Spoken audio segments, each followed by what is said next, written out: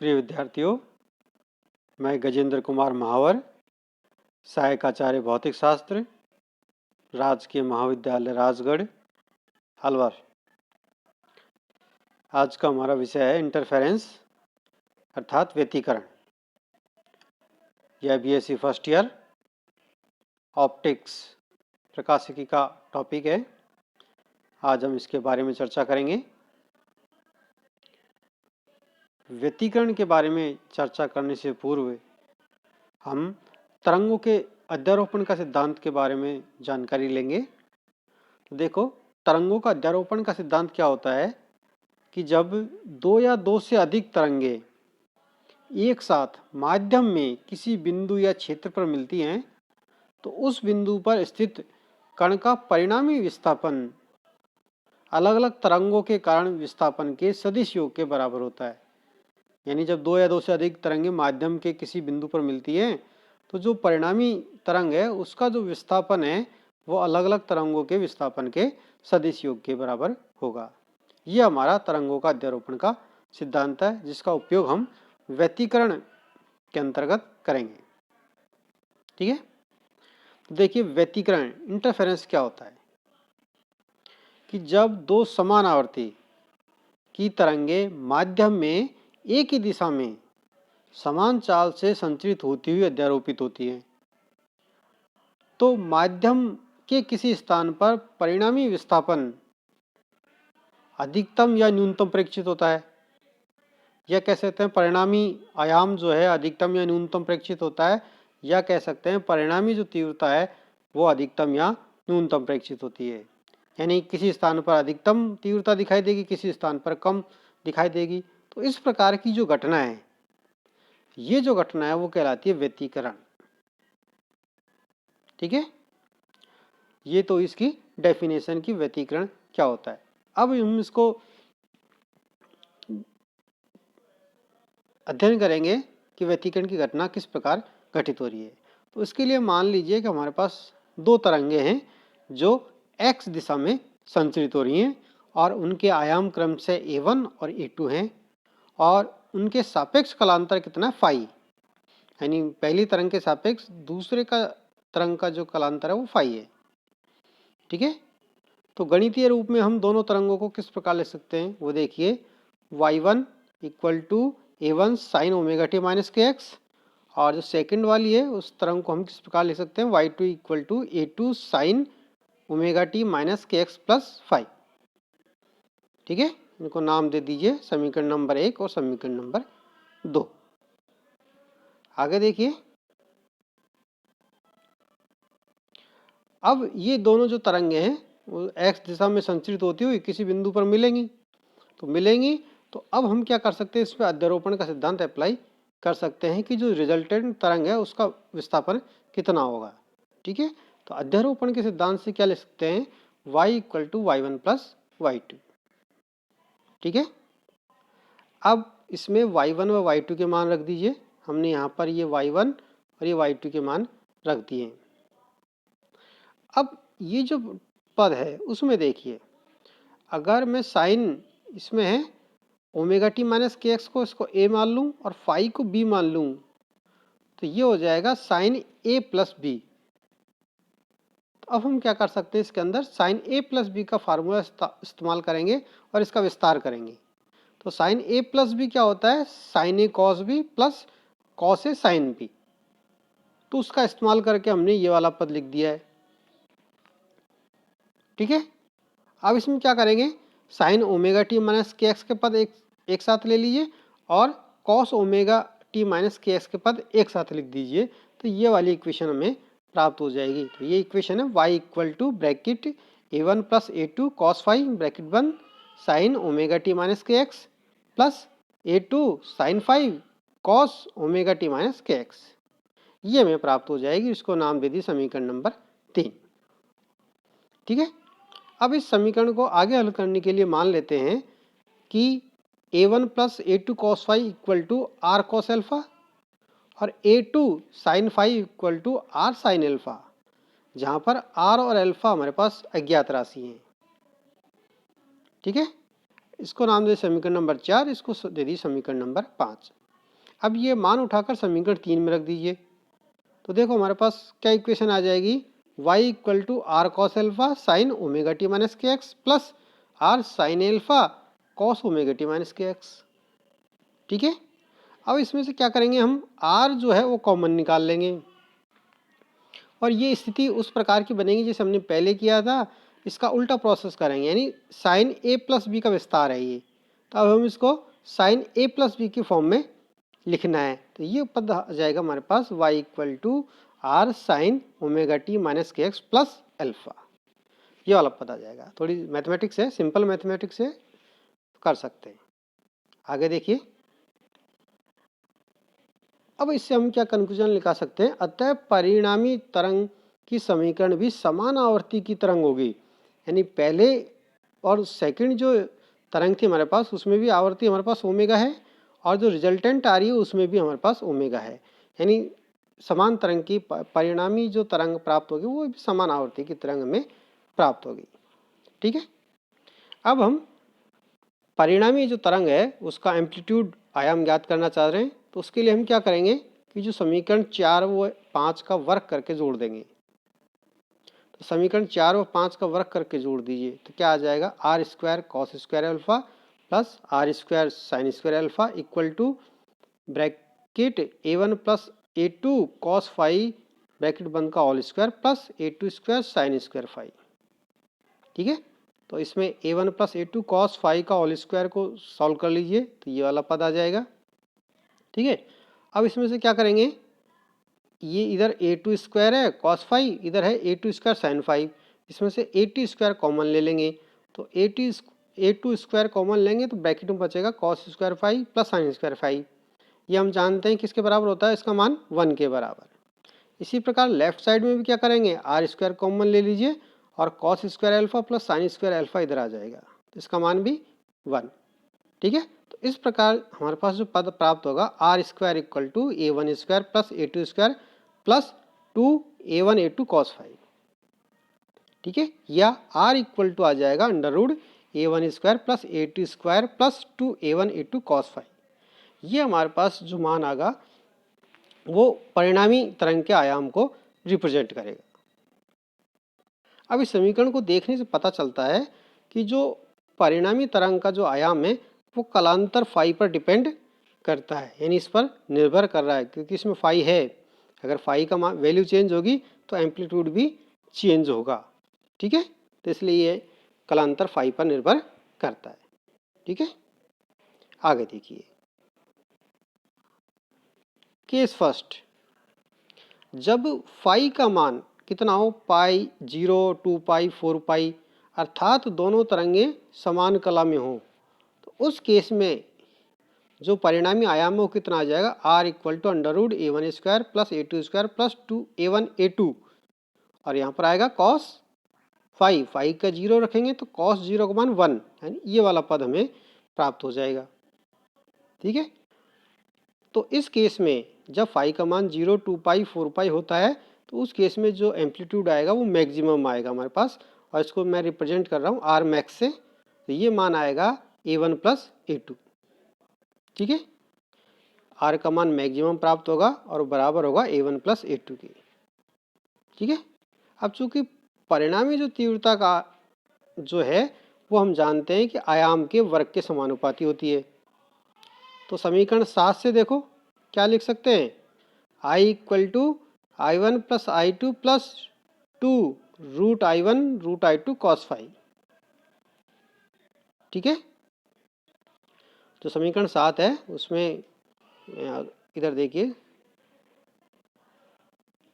ये समीकरण 7 है। ठीक है, तो इसको लिखेंगे तो क्या हो जाएगा, इसका स्क्वायर कर लीजिए, आर स्क्वायर इक्वल टू क्या हो जाएगा, a1 square plus a2 square plus 2a1 a2 cos phi. ठीक है, तो ये हो जाएगा आई स्क्वायर, ये I1 स्क्वायर, ये प्लस I2 स्क्वायर प्लस 2, अब a है यहाँ पर तो रूट क्या हो जाएगा, रूट I1 इधर रूट I2 और कॉस फाई। इस प्रकार हमने वो वाला पद लिखा है। ठीक है, तो ये पद हमें प्राप्त हो जाएगा और चूंकि हम जानते हैं कि कॉस फाई का फाई इक्वल टू कॉस 0 और इसका मान 1 के बराबर है, तो इस कंडीशन पे जो इंटेंसिटी होगी वो भी मैक्सिमम प्राप्त होगी और उसका मान हो जाएगा I max equal to √I1 plus √I2 का होल का स्क्वायर। ठीक है, तो ये मान हमें प्राप्त हो जाएगा। तो हम कह सकते हैं कि जब कलांतर पाई का समगुणज अर्थात पथांतर λ/2 का समगुणज हो तो हमें आयाम और तीव्रता अधिकतम प्राप्त होते हैं, और इस प्रकार की जो अवस्था है व्यतिकरण में उसको हम कहते हैं संपोषी व्यतिकरण, कंस्ट्रक्टिव इंटरफेरेंस। ठीक है, आगे देखिए, जब फाई इक्वल टू कितना हो पाई 3 पाई 5 पाई या 2n प्लस माइनस 1 ब्रैकेट 1 पाई, अर्थात इस कंडीशन में जो तरंगे होंगी वो विपरीत कला में होंगी और जो परिणामी आयाम प्राप्त होगा वो हमें मिनिमम प्राप्त होगा। तो समीकरण 7 में मान रख के हम हल करेंगे तो हमें आर मिनिमम का मान प्राप्त हो जाएगा और वो आर मिनिमम का मान प्राप्त होता है हमें A1 माइनस A2 के बराबर। ठीक है, अब आई मिनिमम कितना हो जाएगा √I1 माइनस √I2 का होल स्क्वायर, ये आई मिनिमम का मान प्राप्त होगा। अर्थात जब कलांतर पाई का विषम गुणज या पथांतर λ/2 का विषम गुणज होता है तो उस कंडीशन पर आयाम और तीव्रता न्यूनतम प्राप्त होते हैं और इस प्रकार का जो व्यतिकरण है वो डिस्ट्रक्टिव इंटरफेरेंस कहलाता है। ठीक है, तो यहाँ पर हमने डायग्राम से संपोषी व्यतिकरण को रिप्रेजेंट किया हुआ है और विनाशी व्यतिकरण को रिप्रेजेंट किया हुआ है। ठीक है, तो इसमें जो दो तरंगे दिखा रहे हैं, एक तो डॉटेड लाइन से और एक डार्क लाइन से। ठीक है, और इनका जो रिजल्टेंट है वो ये वाली तरंग रिप्रेजेंट कर रही है। इस प्रकार विनाशी व्यतिकरण में एक तरंग ये और दूसरी तरंग डॉटेड लाइन से रिप्रेजेंट कर रखी है, और विपरीत कला में तो ये वाली जो लाइन है वो रिजल्टेंट तरंग को व्यक्त करेगी। ठीक है, अब देखिए व्यतिकरण के लिए शर्तें, कंडीशन फॉर इंटरफेरेंस, यानी पर्दे पर जो व्यतिकरण प्रतिरूप हमें प्राप्त होगा वो हमें स्पष्ट और स्थायी प्रतिरूप हमें दिखाई दे, इसके लिए हमें कुछ शर्तों का पालन करना आवश्यक है। इंटरफेरेंस हमें दिखाई देगा लेकिन वो अस्पष्ट दिखाई देगा या धुंधला दिखाई देगा, किस प्रकार का दिखाई देगा, लेकिन उस प्रकार का इंटरफेरेंस हम देखना नहीं चाहते। हम चाहते हैं कि हमें जो इंटरफेरेंस हो वो स्पष्ट और स्थायी हो। ठीक है, तो उसके लिए निम्न कंडीशन का पालन करना पड़ेगा। कौन कौन सी कंडीशन है वो देखिए। पहली कंडीशन है दोनों प्रकाश तरंगे कलाशबद्ध होनी चाहिए, अर्थात दोनों तरंगों के मध्य कलांतर नियत रहना चाहिए, यानी जो कलांतर फाई का जो मान है वो टाइम के सापेक्ष चेंज नहीं होना चाहिए। ठीक है, सेकंड कंडीशन है कि दोनों तरंगों के आवर्तकाल व तरंग दैर्घ्य समान होने चाहिए। अच्छा इंटरफेरेंस दिखाई दे, व्यतिकरण प्रतिरूप दिखाई दे, उसके लिए दोनों तरंगे के आवर्तकाल और तरंग दैर्घ्य भी समान होने चाहिए। तीसरी कंडीशन है प्रकाश स्रोत एक वर्णीय होना चाहिए, यानी जो सोर्स हम इस्तेमाल कर रहे हैं इंटरफेरेंस के लिए वो एक वर्णीय मोनोक्रोमेटिक होना चाहिए, जैसे सोडियम लैंप। ठीक है, चौथी कंडीशन देखिए कि दोनों तरंगे समान दिशा में संचरित होती हुई अध्यारोपित होनी चाहिए, यानी एक ही डायरेक्शन में संचरित होती हुई अध्यारोपित होनी चाहिए। पांचवी कंडीशन देखिए दोनों तरंगों के आयाम लगभग समान होने चाहिए। ऐसा होने पर विनाशी व्यतिकरण के बिंदुओं पर तीव्रता लगभग शून्य होगी। अगर दोनों तरंगों के आयाम लगभग समान नहीं होंगे तो जो इंटेंसिटी में जो हम अंतर करना चाह रहे हैं वो हमें पता नहीं चलेगा, कहाँ पर ब्राइटनेस है कहाँ पर डार्कनेस है। ठीक है, तो जैसे देखो सिंपल सा एग्जांपल दूं मैं आपको, जैसे एक तरंग का एम्पलीट्यूड 100, दूसरे का 99। ठीक है, तो जो ये एम्पलीट्यूड है तो रिजल्टेंट का अगर संपोषी व्यतिकरण होगा उस स्थान पर तो कितना आ जाएगा A1 प्लस A2, तो 199। और इसका होल स्क्वायर इसकी इंटेंसिटी हो जाएगी। अब देखिए यहाँ पर अगर जहाँ पर विनाशी व्यतिकरण हो रहा है उस केस में क्या होगा, एम्पलीट्यूड A1 माइनस A2, इसका कितना आएगा 100 माइनस 99 इन 1 और इंटेंसिटी 1 का स्क्वायर। तो दोनों में कितना फ़र्क है, यानी 1 अप्रॉक्स टू 0, तो यानी बहुत डार्क दिखाई देगी। तो हम इन दोनों में क्लियर डिफरेंस कर सकते हैं, यहाँ पर समपोषी व्यतिकरण है, यहाँ पर विनाशी व्यतिकरण है। अगर अंतर इनमें ज़्यादा हुआ, जैसे एक में 100 है और इसका मान लीजिए 50, ठीक है, तो समपोषी व्यतिकरण तो 150 का होल स्क्वायर हो जाएगा और विनाशी के लिए 50 का होल स्क्वायर, ठीक है। तो यहाँ पर इंटेंसिटी भी कुछ दिखाई देगी और यहाँ पर ज़्यादा है, यहाँ पर थोड़ी कम, तो इन क्लियर डिफरेंस करना हमें थोड़ा मुश्किल होगा, इसलिए इनके जो आयाम है लगभग समान होने चाहिए, ठीक है। और छठी कंडीशन है, यदि प्रकाश स्रोत ध्रुवित है तो उनसे उत्सर्जित प्रकाश तरंगे की जो ध्रुवणावस्था है, स्टेट ऑफ पोलराइजेशन, वो भी समान होनी चाहिए। अगर प्रकाश ध्रुवित है तो उसका जो ध्रुवणावस्था समान होनी चाहिए, तो हमें स्पष्ट और स्थायी व्यतिकरण प्रतिरूप प्राप्त होगा, ठीक है। अगर इन कंडीशन को पालन नहीं करते हैं तो हमें अस्पष्ट और धुंधला जो है व्यतिकरण पैटर्न प्राप्त होगा। अब हम इस पर बेस्ड एक न्यूमेरिकल प्रॉब्लम को सॉल्व करेंगे। वो देखिए, उदाहरण है कि प्रकाश के दो कला संबद्ध स्रोत जिनकी तीव्रता का अनुपात हमारे पास है 81:1, व्यतिकरण फ्रिंजें उत्पन्न करती हैं, ठीक है। तो हमें कैलकुलेट करना फ्रिंजों की अधिकतम तथा न्यूनतम तीव्रता का अनुपात ज्ञात कीजिए, यानी मैक्सिमम इंटेंसिटी और न्यूनतम इंटेंसिटी का क्या रेशियो होगा, क्या अनुपात होगा, ठीक है। तो देखिए इसको कैसे सॉल्व कर सकते हैं।